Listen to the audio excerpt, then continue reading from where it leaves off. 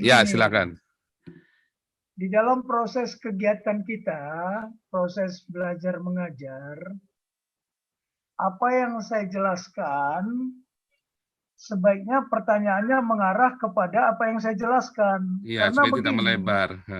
jadi di dalam teori proses belajar mengajar ya, kalau yang sudah punya standar, kalau pertanyaannya ada kaitan dengan apa yang saya jelaskan, maka saya akan jawab. Kalau pertanyaannya nggak ada kaitannya sama yang saya jelaskan, ya Skip. tidak akan saya Ya, jawab. di skip aja supaya tidak Kalau melebar. pertanyaannya ada dengan apa yang akan saya jelaskan, lebih baik nanti saya jawab, kan begitu. Tapi nggak apa-apa lah. Ini kan namanya proses belajar mengajar ya. Cuman the next Karena kita harus disiplin Pak Jenderal. Jadi yang tidak ya, nyambung dengan tema kita oke. skip gitu loh. Kita Ya, stop. Ya, tapi nggak apa-apa lah. Ini ya, memang kita kan baru merangkak ya. ya. Oke. Namanya baru merangkak, ya nanti kita apakan lah. Saya soalnya sudah makan garam ya di dalam belajar mengajar ini. Nanti kalau saya pamerkan kaget-kaget, seorang kolonel bisa ngajarin jenderal bintang 4, kumpul semua rame-rame kan gitu. Bahkan sudah Sekarang wayang multinasional. sudah Tetapi jatuh cinta begini, loh Pak. Pak Tobing, apanya? wayang sudah jatuh cinta sama channel ini. Ya, jatuh cinta Ya. sama Pancasila lebih penting lah. Lanjut, ya. Baik, jadi begini. Kalau Pak Nugroho, saya komentar ya. Pak Nugroho bicara ketahanan nasional itu di paradigma ke-9.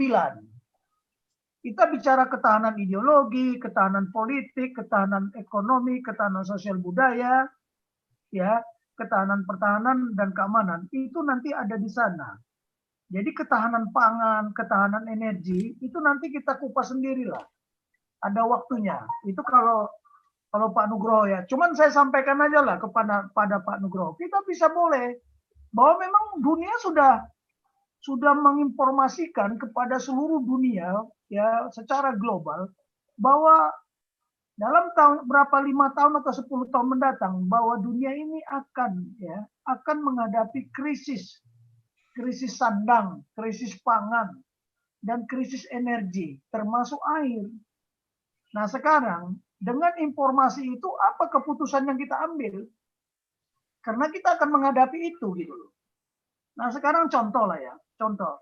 Sebenarnya tadinya hari ini saya harusnya ke batalion untuk memberitahukan Danyon sama anak buahnya yang ada 600 orang. Coba saja ya, kalau satu orang punya 5 karung Pak Paul, dikasih tanah, dicari tanah yang mempunyai topsoil, kemudian di masing-masing tanah itu dimasukkan, dibolong-bolongi, dikasih bibit ubi saja, ubi rambat. Itu banyak sekali yang bisa dihasilkan berapa kilo dalam waktu 3 bulan.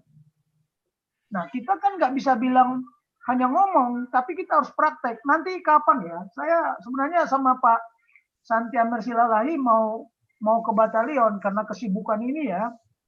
Jadi saya agak tertunda ke sananya. Sudah saya beritahu Danyon. Dan pupuk organik. Tahu nggak Pak Nugroho bahwa kencingnya sapi, kencingnya kerbau, kencingnya kambing, kencingnya kelinci itu bisa jadi pupuk? Nah, saya juga kaget. Teman-teman saya dari Korea, dia mencari sabuk kelapa. Sabuk kelapa yang dibuang-buang. Dikumpulin sama dia. Nantilah besok. Karena tadinya kita belum sampai bicara ketahanan pangan ya. Nanti ketahanan pangan nasional itu akan saya sampaikan di sini. Kita lihat bagaimana konsepnya Menteri Pertanian.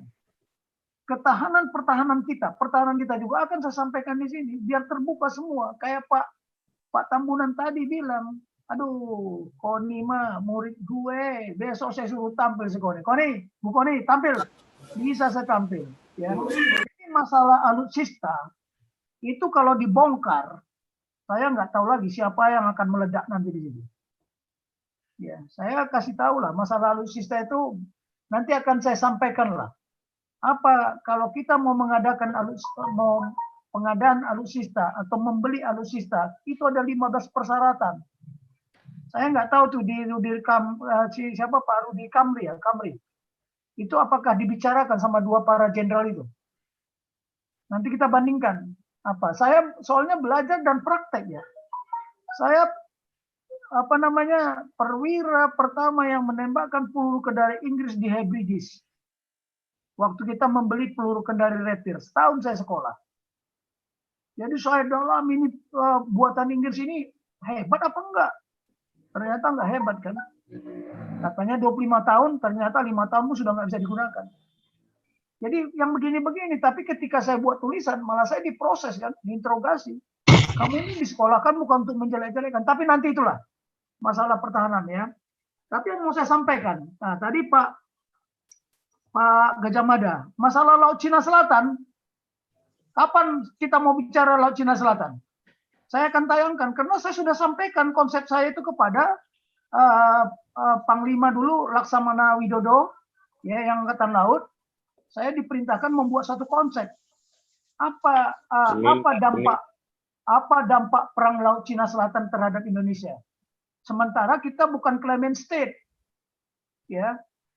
Kita Indonesia yang bukan claimant state. Kalau Vietnam, Filipina, Brunei, Malaysia, ya, Taiwan itu claimant state. Kita hanya bersenggolan sama yang dibilang nine dash line itu. Nine dash line. Tapi saya mau kasih tahu, kalau mereka berperang, saya sudah siapkan kok itu konsepnya besok. Saya tayangkan lah nanti ya. Jadi jangan dikira enggak. Dan ini sudah mulai ditindaklanjuti. Perlunya dibentuk komando gabungan. Komando gabungan wilayah pertahanan 1, wilayah pertahanan 2, dan wilayah pertahanan 3. Tapi mereka ini baru dibentuk Desember yang lalu. Bagaimana mereka mau bergerak? Doktrinnya aja belum siap, alutsistanya aja belum siap. Tetapi saya mau sampaikan di sini, ya, untuk sepengetahuan kita bersama lah. Nanti saya paparkan Pak Paul kapan sudah lengkap di sini. Tapi kan tadi kita tidak mau bicara Laut Cina Selatan.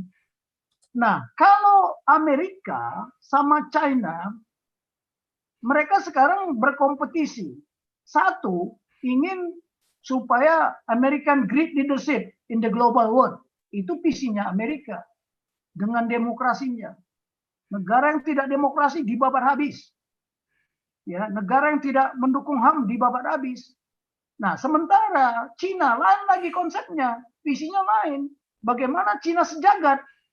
Lihat itu One Belt One Road, One Silk Road. Nah, ini terjadi great power competition. Siapa yang menang, siapa yang kalah, kita nggak tahu. Kita belum menjamin. Tetapi kalau kedua negara itu bertempur, ya Amerika itu bukan claimant state, tapi dia negara ekstra kawasan yang menuntut haknya berdaulat untuk lewat di Laut Cina Selatan. Ya, sementara Cina merasa dia punya kedaulatan, satu hak berdaulat supaya bisa lewat di situ, lewat di Laut Cina Selatan. Karena apa? Masalah perdagangan apa segala macam lewat Laut Cina Selatan. Tapi dia negara great competition. Kedua negara ini, kita jadi apanya? Kita menerima spillover, limbah konflik mereka. Pertama apa? Imigrasi. Kalau terjadi perang di sana, maka berduyun-duyunlah pengungsi. Itu yang harus dipikirkan Indonesia. Di mana mereka mau ditampung? Itu baru limbah manusianya. Belum lagi limbah apa? Limbah perang teknologinya, nuklirnya. Ini yang harus dipikirkan Indonesia. Saya sudah sampaikan kok itu. Nanti saya buktikan bahwa saya sudah sampaikan dan sudah saya paparkan. Dan waktu itu sudah disampaikan oleh Pak Widodo ke SBY. Cuman ya ternyata tidak lama pergantianlah pemerintahan. Sehingga komando gabungan yang harus sudah dibentuk berapa tahun lalu di pemerintahan SBY ternyata baru dibentuk kemarin ketika pergantian pimpinan. Itu pun periode kedua karena nggak ada yang ngutak-ngutik. Jadi yang kita tampung nanti kalau mereka konflik, kita menampung limbah perangnya mereka. Limbah perang bisa manusia, bisa macam-macam. Bayangkan kalau rudalnya mereka berterbangan, jatuhnya di Indonesia. Kita nggak bertempur sama Amerika, kita tidak bertempur dengan Cina. Karena kita katanya bebas aktif. Ya. Ini, jadi nanti tentang masalah China akan kita tayangkan di sini ya. Bagaimana saya membuat konsep itu dan sudah mulai ditindaklanjuti. Makanya baru dibentuk Komando Gabungan 3, tapi mereka belum siaga, belum siap. Seperti komando gabungan yang ada di Guam. dan komando gabungan yang ada di Darwin. Mereka udah siap. Nah, kita belum.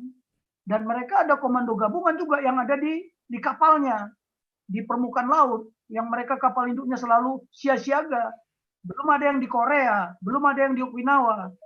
Nah, kita, jujur aja, kita ini nanti akan menerima limbahnya. Maka yang perlu diperbanyak apa coba? Kalau mereka mengungsi berjuta-juta, begitu ada pernyataan perang, karena perang itu harus dinyatakan loh ya. Tidak sembarangan langsung Amerika serang, Cina serang, nggak bisa. Harus dinyatakan perang dulu. Nah, 1 bulan ketika ada pernyataan perang, itu pasti berduyun-duyun. Karena orang mereka takut mati kan. Terutama rakyat-rakyat jelata itu. Nah, ini masalah Laut Cina Selatan. Jadi Pak Nugroho, kalau kita mau bicara pupuk, bicara apa? Bicara tani, ya di mana lahan pertanian sudah semakin menipis, bagaimana kita bertani tanpa ada tanah pertanian yang apa? Ya mungkin tanah dikarungin, diapain yang mempunyai topsoil yang lebih baik ya. Nah, pupuk jangan mengharapkan pupuk dari PT dari Bontang, dari Aceh, dari LNG Arun, dari apa pupuk pestisida, malah itu berbahaya. Tapi pupuk organik lah. Kalau di Korea sekarang, kencingnya kerbau itu ditampung, diperas, bahkan itu dijadikan pupuk. Dan saya ketemu satu orang Jerman kalau nggak salah, Jerman ya, orang Jerman di apa sana di Tarutung. Dia mengembangkan peternakan sapi di sana. Dia bilang dia bawa pohonnya aja untuk makanan sapi, dia ambil bibitnya dari Thailand. Saya juga terkaget-kaget, di sini nggak ada foto ini. Nah, yang kedua apa? Dia bilang pupuk yang paling baik adalah kencing babi. Kenapa? Coba cek aja. Katanya dia bilang begini, nitrogennya itu sangat tinggi kencing babi itu. Bahkan taiknya ikan. Kalau kita miara ikan, itu taiknya ikan itu bisa jadi pupuk. Jadi kita jangan mengharapkan pupuk dari negara. Itulah bela negara. Kalau mengharapkan semua, ini Presiden Jokowi, dikit-dikit Jokowi, pingsan dia. Nanti dia pikir orang apa-apa lah, kan gitu. Nggak bisa. Negara ini emangnya hanya pemerintah saja. Ingat, di dalam negara ada wilayah. Di dalam wilayah ada rakyat. Di dalam rakyat ada orang-orang ya yang pinter, yang mau bekerja. Masalahnya mau atau tidak mau, bukan masalah mampu atau tidak mampu. Jadi di Korea itu tanya lo orang Korea, kencing sapi itu ditampung, makanya dia pakai apa namanya serat-serat kelapa itu untuk menampung, dibikin kandangnya supaya nampung di situ, nanti dari situ diperas, dimasukkan ke jerigen-jerigen, itu dijadikan pupuk. Nah, kita ini kan terlambat semuanya karena ada karakter kita pemalas. Ya, karakter kita pemalas. Ya, nanti kita ceritakan lah. Kita ini belum sampai ke akar-akarnya, baru definisi gitu loh. Jadi masalah ketahanan pangan nanti kita bicarakan sendiri. Bicara ketahanan nasional, pertahanan kita, bagaimana kalau terjadi grid power competition ini? Mereka kan lagi berkompetisi sekarang. Ya. India sekarang lagi kacau balau itu. Ya, makanya jadi kita itu nanti bicara nantilah. Tadi ada yang semangat segala apa, saya lihat Ibu karakter itu ya. Oke, kita bicara karakter. Kita tidak bisa memisahkan karakter kita sebagai anak kerajaan Tuhan. Nggak bisa. Memang ada karakter. Mengapa Tuhan Yesus mengatakan ikutlah aku? Kenapa kita harus mengikut dia? Tapi pertanyaan sudah kita mengikut dia, saya mohon maaf ya, mohon maaf sekali lagi ya, kesalahan para pendeta, ya, padahal pendeta Tuhan juga nggak menciptakan pendeta kok, istilah pendeta dari mana? Makanya kita konflik dan saya nggak setuju ada kata-kata pendeta, karena pendeta itu tidak ada di Bible, ya tidak ada di Bible, makanya konflik terminologi. Tetapi kita ada STT kan, sekolah tukang tipu itu, ya kan? Sekolah tinggi hati, ya kan, STH, ya kan, semakin tinggi hati, tambah MTH lagi, makin tinggi hati, merasa wakil Tuhan jadi ini. Nah, sekarang kita mau lihat ya, harusnya kita bukan memberitakan tentang Tuhan Yesus. Kalau saya melihat apologet sibuk, kita sibuk Sabelian, sibuk Oneness, ya, sibuk Allah Tritunggal, itu kita kan membicarakan tentang Tuhan. Apakah Tuhan pernah mengajarkan tentang itu? Enggak, Ya, Tuhan tidak menjelaskan itu. Tapi harusnya kita ini menyampaikan berita sukacita. Yang disampaikan siapa? Yang disampaikan Tuhan Yesus. amin. Karakter yang dilakukan Tuhan Yesus. Betul. Saya nantilah kapan saya berkhotbah, karena belum waktunya saya berkhotbah. Ya kan? Lihatlah, tolong Pak Paul, saya mengamati ini. Itu kan ada kiamat lah, apalah segala macam. Orang Kristen tidak, orang pengikut Yesus tidak mengenal istilah kiamat. Di mana ada kata kiamat? Saya juga nggak tahu, cuman akhir zaman. Tolong Pak Paul, saya dibantu ya Pak Paul ya. Iya, Karena Bapak kan bermain di apologet, saya bermain di Iya. nasional. betul. Kenapa Mantap. ada murid Yesus, saya nggak tahu di Matius 24 apa kan bertanya, Rabi atau guru? Nah, ini saya nggak terlalu hafal apologet, tapi saya pernah mendengar kapan akhir kesudahan itu tiba. Tuhan Yesus bilang apa? Kesudahan itu tiba jika Injil Kerajaan Tuhan, the Gospel Kingdom of God, sudah menjadi saksi semua suku bangsa yang ada di dunia. Pertanyaannya sangat simpel kan? Jawabannya pun sangat singkat. Kesudahan itu pun tibalah.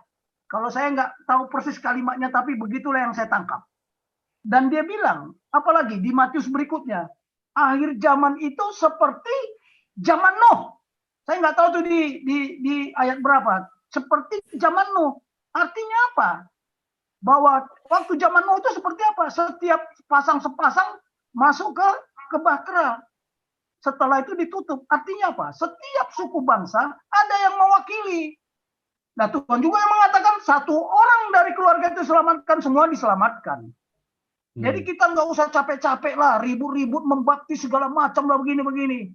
Kalau sudah ada perwakilan dari Aceh sampai Papua, dari Miangas Pulau Rote yang sudah mengakui bahwa Bible ini adalah menjadi kesaksian dia, saya kira udah cukup. Hati-hati loh, kita harus satu kapal dengan Tuhan Yesus. Karena apa? Gelombang seperti ini, gelombang mega tsunami, lebih parah lagi nih, perang mindset. Memang ini perang sekarang ini, perang apa? Perang ayat. Kan sudah saya katakan, konflik ayat, dan ini lebih sadis. Itu tadi di mana itu? Di Gresik kalau nggak salah. Sesama muslim itu diancam-ancam kan, gara-gara nggak tahu juga lah saya, tapi belum saya dapat itu. Tapi itu tadi ya, mari kita yang paling penting bagaimana ketahanan karakter Pancasila itu. Saya kan sudah bilang 2004 saya belajar di Taruna itu tahun 75, masih saya tingkat 1, itu ada namanya kesatuan ideologi, ada kesatuan politik. Itulah wawasan kebangsaan itu, ada kesatuan ideologi, kesatuan politik, kesatuan ekonomi, kesatuan sosial budaya, kesatuan pertahanan, dan kesatuan keamanan. Nah, kesatuan ideologi itu dihilangkan. Makanya banyak partai menulis berajaskan Pancasila, tapi dia tidak mengimplementasikan Pancasila. Bahkan ada yang tidak mau berajaskan Pancasila. Karena itu tadi, nanti kapan kita bongkar ini Pak Paul? Sebenarnya sudah ada di situ, cuman waktu saya nggak sempat. Ya, ancaman terhadap ideologi Pancasila, ya, ancaman terhadap politik demokrasi Pancasila. Kita kan tadinya demokrasi Pancasila, sementara mereka nggak setuju demokrasi karena mereka masih berpikir kerajaan. Satu perintah ulama ke bawah itu nurut kayak raja kan? Karena makanya mereka pakai istilah baginda, sama dengan di Papua yang namanya sistem noken atau sistem noken. Kalau kepala suku bilang A, ya semuanya ikut A. Nah, demokrasi kita ini belum tumbuh sesuai dengan prinsip-prinsip demokrasi. Kemarin kan mau saya katakan, nanti akan saya sampaikan. Kalau kita berdemokrasi itu ada prinsip-prinsip, ada ajas-ajas yang harus kita taati. Sama dengan kita sekarang. Kenapa ajas-ajas wawasan kebangsaan itu dibuang? Pertama adalah ajas kesatuan ideologi. Setelah 2004 nanti saya tunjukkan. Ya. Nah, bicara ketahanan nasional, nanti kita bicarakan tersendiri. Itu paradigma ke-9. Sebelum masuk ke kepentingan nasional yang namanya paradigma ke-10. Ya. Saya mau sampaikan juga ke Pak Gajah Mada. Ya. Kita ketinggalan posisi karena kita tidak tahu strategi. Strategi itu apa sih artinya? strategi itu adalah bagaimana cara kita memposisikan Indonesia, ya, memposisikan kepemimpinan Indonesia, leadership, ya, Indonesia, leadership Negara Kesatuan Republik Indonesia. Jangan jauh-jauh dulu lah, di kawasan ASEAN. Zaman Pak Harto, leadership kita itu diakui. Tapi sekarang bukan leadership lagi. Jadi dealership, semua dijual. Coba lihatlah, bukan leadership lagi yang berkembang, tapi dealership. Nah, yang begini-begini ditambah lagi followership-nya sudah nggak apa? Followership-nya juga sudah tidak patuh lagi kepada Pancasila, nilai-nilai ya, nilai-nilai. Cobalah ada istilah, bumikan Pancasila. Emangnya Pancasila mau dibumikan apa? Mau dijunjung tinggi? Ini juga kontradiksi kan? Konflik terminologi. Coba dengarkan, bumikan Pancasila, bumikan Pancasila. Maksudnya Artinya apa? dikubur. Nah, coba lihatlah, elit-elit politik juga yang ngomong seperti itu. Kalau saya tidak, junjung tinggi nilai-nilai Pancasila. Dalam segala aspek kehidupan. Nah, yang begini-begini inilah kita konflik terminologi. Saya sudah katakan, saya berani mengatakan itu memang itu fakta ya, kenyataan. Konflik terminologi, konflik paradigm. Kita ini konflik terminologi dan konflik paradigm. Paradigm itu apa? Karakter Pancasila sama karakter khilafah. Nah, karakter khilafah sebenarnya kita tidak mengenal di Indonesia ini. Itu kan import juga dari luar. Walaupun sebagian besar agama juga diimport dari luar. Ya kan, semua diimport. Agama Buddha import nggak? Import. Hindu import nggak? Import. Kristen import nggak? Import. Ya kan? Apalagi Katolik import ya import. Semua pada import kan. Nah, kita pribumi katanya. Jadi mohon kepada Ibu karakter itu, Tuhan tidak menciptakan dunia. Di mana Tuhan menciptakan dunia? Kerajaan dunia bukan ciptaan Tuhan, tapi ciptaan siapa?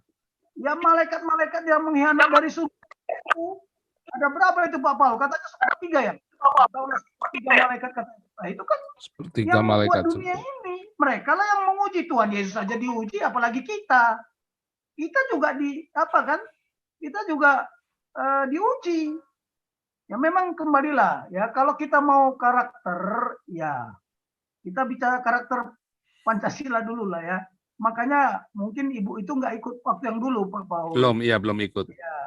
Makanya ini susahnya saya beginilah. Kita kan sudah mengatakan bahwa kita ini siapakah kita? Kita pertama kita warga negara kerajaan Tuhan. Tuhan tidak mau kita tidak sukses. Kalau kita tidak sukses, artinya kita tidak mempermuliakan nama Tuhan. Tuhan komit sama kita bahwa manusia ciptaannya, apalagi kita yang disebut anak-anak kerajaan Tuhan, dia tidak mau kita tidak sukses. Kalau kita tidak sukses, artinya kita memberikan kredit kepada siapa? Kepada setan. Nah ini ya. Tapi kesuksesan itu tergantung rahasianya kepada siapa? Kepada hukum. Ajas-ajas prinsip yang harus kita patuhi. Rancangan Tuhan itu baik semuanya, tapi manusia yang menyimpang, kan begitu persoalannya Pak Paul. Saya nggak tahu lah, silakan yang berkhotbah lah. Saya ini nggak sekolah teologi. Kalau saya sekolahnya strategi. Jadi bagaimana memposisikan Indonesia yang berideologi Pancasila, kalau bisa lebih di atas negara-negara lain, minimal setara, karena tidak ada dua negara yang posisinya sama. Jadi kalau kita ketinggalan ya wajar. Kenapa kita ketinggalan? Harusnya kita bertanya kembali kepada kita. Kenapa mereka maju? Ya karena mereka punya karakter kan. Ya, karena mereka punya karakter. Nanti kita bongkar lah semuanya. Saya nggak akan mungkin bisa menjawab semua ini ya. Pertanyaan kalian. Tapi saya rangkum aja sekalian lah. Namun yang nggak berhubungan nggak usah dijawab, di skip aja Pak Jenderal. Ya, Oke lah. Tapi tadi ada yang terkait dengan karakter. Ya, itulah. Ya. Kita harus patuh. Tuhan tidak mengendaki kita gagal. Gagal itu bisa diprediksi. Sukses itu juga bisa diprediksi. Ya, bisa diprediksi. Nah, ketika kita tidak mematuhi apa yang kita sepakati, ya bubarlah. Jangan jauh-jauh dengan istri, dengan keluarga di rumah tangga. Kita tidak sepakat dengan apa yang sudah kita sepakati. Bubar nggak? Bubar. Bubar. Saya buat doktrin sama anak-anak. Kamu minta apa saja, kalau makanan pasti saya siapkan. Waduh, setelah kita bikin sepakat begitu, kalau dia minta makan, Pak, hari ini makan di restoran. Waduh, nggak bisa saya lawan lagi. Kan Papa yang bilang ajarannya seperti itu. Tanya anak-anak saya itu. Wah, kita makan hari ini di sini. Kita mau makan ini. Kan Papa bilang, kalau makan kita minta apa-apa aja boleh. Kecuali kalau pakaian yang mewah-mewah, apa nggak boleh. Kalau makan boleh, nggak boleh. Boleh. Makanya saya menyiapkan apapun setiap minggu. Wah, ini kalau anak-anak minta makan ke restoran sekali-sekali, ya saya haruslah. Kan bosan juga makan di rumah terus. Nah, yang begini-beginilah. Kalau kita sepakat, tapi sepakat, jangan sepakat untuk tidak sepakat. Ini yang bahaya di negara ini. Kita bilang kita berpancasila, tapi ternyata enggak. Implementasinya ngawur semua. Nanti kita buktikan Pak Paul ya pada saat kita masuk ke paradigma ke-10. Disitulah kelihatan apakah pemangku kepentingan, apakah para penyelenggara negara, apakah penyelenggara pemerintahan sudah mengimplementasikan Pancasila. Disitulah nanti kita buktikan dan kita sarankan kepada pemerintahan berikutnya. 2024 ya harusnya kita bertanya apakah pemilu atau pilkada ya pemilihan calon presiden 2024 membawa apa? Membawa bencana atau membawa kebahagiaan bagi negara ini? Kalau iya, apa tanda-tandanya? Kalau tidak, apa tanda-tandanya? Kalau terjadi itu bagaimana yang harus kita kerjakan? Itulah strategi nanti ke depan. Kita sudah mikirkan, jangan dikira 2004 3 tahun lagi. Oh tidak. 2024 tidak 3 tahun lagi ya. 2024 bulan Januari itu sudah sibuk semuanya. Penyelenggara pemerintah, penyelenggara negara itu udah pada sibuk semuanya. Sudah mungkin meninggalkan pemerintahan, sibuk dengan partainya masing-masing kan. Nah yang begini-begini kita nggak paham. Nah kalau 2024 berarti kita menghitung mundur dari 2023 sampai 2022. 2021 mah udah lewat, Pak Paul. Kita berada dalam keadaan situasi konflik terus. Apakah pertanyaan nanti 2022 tidak berlanjut konflik ini? Apakah 2023 sudah siap, sudah siaga? Oh, tanda tanya besar. Nah, ini yang perlu kita pikirkan ya, bagaimana mencari titik temu. Ya, kalau bagi saya yang namanya damai tidak ada kalah dan menang. Tidak ada mayoritas harus menang. Tidak harus minoritas harus mengalah. Itulah damai. Kalau Anda mencintai kedamaian, sepakat untuk berdamai. Itulah doktrin. Bukan kalau ingin damai, bersiaplah untuk perang. Waduh, gawat kalau kita pakai itu. Itu jangan dipakai untuk sesama anak bangsa. Nah yang begini-begini doktrin ini tidak banyak dipahami. Saya maaf lah, ini juga istilah muncul lagi baru terminologi. Pasukan setan. Aduh, ini sejak kapan ini muncul istilah pasukan setan? Nah yang begini-begini paham nggak? Hati-hatilah mengeluarkan statement itu berbahaya. Nanti datang KKB, kami pasukan Tuhan. Nah terus gimana? Bingung lagi kan. Jadi konflik antara statementnya, padahal harusnya tidak demikian. Saya tadi berdiskusi banyak sama rekan-rekan saya jenderal yang sudah pensiun. Ini gimana, Bing? Nah iyalah, kalau pendekatannya pendekatan kekerasannya repot lah. Harusnya pendekatan kebudayaan. Ya. Nah, pendekatan kebudayaan. Pengalaman saya dulu di tim-tim, saya melindungi rakyat di sana, ya, mengayomi rakyat dengan pendekatan kebudayaan. Mereka makan sirih, saya ikut makan sirih, ya kan? Jadi mereka bayangkan saya di Timur dulu kan saya pernah cerita. Daun ubi banyak, ada kelapa. Dia nggak tahu kalau daun ubi sama kelapa itu bisa dijadikan sayur. Daun ubi tumbuk. Ya, di sana juga ada rimbang. Rimbang itu apa ya? Kalau bahasa Batak itu jelas rimbang. Kayak terong kecil itu loh Pak Paul. Itu nikmat sekali. Dibawa ikan asin. Waduh, mereka bilang. Saya cek matanya, saya buka gini untuk melihat HB-nya. Waduh, ini kurang gizi, kurang zat besi. Itulah kepedulian. Tidak ada istilah nanti sekarang juga ya KB. Ya KB, bagaimana KB? Oh, di kodim saya KB nomor 1 waktu itu di Timur Timur, Pak Paul. Kenapa? Saya terjun langsung sama istri naik ke gunung. Nggak boleh makan ikan, yang ngajarin kamu makan ikan nggak boleh itu siapa? Ternyata Oke. mereka ada yang alergi. Jadi beginilah ya, saya nggak bisa. Kita tadi bicara ke Hmm. karakter, bicara baru pemahaman ya, belum masuk ke dalaman. Ya, oke lah Pak Paul, masih ada yang ingin ditanyakan nggak? Harus Tapi saya stop. kira secara Ya. garis besar Nanti oke. kita Siapa yang lanjutkan mau hari bicara Senin. Laut Cina Selatan, siapkan waktu tersendiri lah. Ya. Ya, hari Senin kita bicara lanjutkan dulu. Yang Laut Cina Selatan mungkin hari Kamisnya, Pak Jenderal. Jadi Boleh, boleh. Seninnya Pancasila, hari Kamisnya kita topik-topik yang ini, yang aktual. Coba Kalau lah nggak ada, saya. ya, oke. Ya. Karena saya harus mengajar sekarang, saya sudah terlambat 15 menit. Ada senior Hendro Fiteso, bolehkah tutup dalam doa? Mana senior kita nih? Ya. Ya, silakan. Terima kasih, Pak. Saudara-saudara saya yang ada di Zoom dan di YouTube, mari kita berdoa. Bapa kami yang di sorga, Tuhan Yesus Kristus, terima kasih Tuhan, begitu besar anugerah kasih-Mu kepada kami semua, sehingga kami boleh ada dalam keadaan sehat Tuhan, bisa berdiskusi bersama di Zoom Bapak Paul Chang Tuhan, dan berbincang-bincang dengan mengikuti pelajaran dari Bapak Tobing. Bapak, terima kasih Tuhan, Engkau juga memberkati keluarga kami yang di rumah, istri, suami, anak-anak, sampai ke cucu-cucu Tuhan. Terima kasih Bapak, terima kasih. Dan kami tidak henti-hentinya berdoa Tuhan, memohon kepadamu untuk Papua Tuhan, Papua. Kami percaya Tuhan, Engkau Maha Kuasa. Kami percaya mujizat-Mu sampai detik ini masih ada Tuhan. Bapak redakan ketegangan yang ada di Papua Bapak. Damaikan mereka semua yang berkonflik. Damaikan semua yang berkonflik.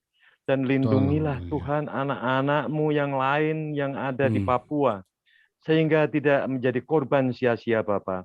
Dan kami juga memohon kepada pemerintah Indonesia, Bapak Jokowi, Wakil Presiden, Menteri-Menteri, Panglima TNI, dan Kapolri, dan seluruh jajarannya Tuhan, untuk bisa berunding supaya tidak terjadi pertumpahan darah sesama anak bangsa yang ada di Papua. Haleluya. Bapa kami percaya Tuhan, Engkau Maha Kuasa, kasih-Mu limpahkan kepada seluruh rakyat Papua Tuhan. Dan berikan hikmat kepada pemimpin-pemimpin yang ada di pemerintah NKRI yang kami cintai ini Tuhan. Kami percaya Tuhan, buka pikiran mereka semua, jangan Kau jadikan korban lagi Tuhan. Kami percaya Tuhan juga tidak menghendaki dengan nyawa-nyawa hilang percuma. Bapak, kami juga memohon kepada aparat Pemda dari NTT yang sedang mengadakan pemulihan untuk NTT. Kau berkati Bapak Gubernur NTT, Kau berkati janjarannya dan relawan, ABRI yang ada di sana. Engkau berkati semua dan juga mereka yang ditinggalkan Kau berikan penghiburan, kekuatan, ketabahan, keikhlasan supaya NTT bisa pulih kembali. Supaya pemerintah bisa konsentrasi untuk mengatasi pandemi dan Papua, Tuhan. Kami ingin Papua damai sejahtera. Terima kasih Bapak. Kau berkati juga Bapak Paul, Kau urapi Bapak Paul di dalam memimpin channel ini Tuhan, dan juga Engkau beri perlindungan kepada Pak Paul, istri dan anak-anak, beri kesehatan, kekuatan, kesabaran. Kami percaya Tuhan. Anugerah kasih-Mu sudah Kau limpahkan kepada Pak Paul sekeluarga. Dan hamba juga memohon Tuhan Kau berikan kesehatan kepada Bapak Junias Tobing, sehingga tetap bersemangat memimpin, memberikan pelajaran, pengajaran, dan saling belajar di dalam channel ini untuk masalah kebangsaan dan Pancasila Tuhan. Kami percaya Tuhan apa yang diharapkan oleh Bapak Tobing, seluruh kami-kami yang ada di sini Tuhan dan di YouTube, kita mengharapkan kedamaian Indonesia. Kita mengharapkan semua jiwa-jiwa terpatri dengan jiwa nasionalis Indonesia. Nasionalis Indonesia, Tuhan. Kami percaya, Engkau juga berkati istri Pak Tobing, beri kesehatan, kekuatan Tuhan, anak-anaknya, juga cucu-cucunya Tuhan, Engkau beri perlindungan semua terhadap segala macam COVID yang sudah bermutasi, segala macam. Kami percaya Tuhan, kami percaya. Kalau kita mengikuti prokes Tuhan, Engkau beri perlindungan kepada kami semua yang ada di sini, dan Engkau beri perlindungan kepada seluruh rakyat Indonesia, Bapa. Terima kasih, Bapa. Terima kasih. Di dalam nama Tuhan Yesus Kristus kami telah berdoa dan mengucap puji syukur. Haleluya. Amin. Saudara yang ada di live Zoom, di live YouTube, apapun agamamu dan kepercayaanmu, jika engkau percaya, engkau akan menerima berkat dari Tuhan Yesus ini. Yebarika Adonai wa Yesus marika Tuhan Yesus memberkati engkau dan memelihara engkau. Ya era Adonai wena eleka bihuneka Tuhan Yesus menyinari engkau dengan wajahnya dan memberi engkau kasih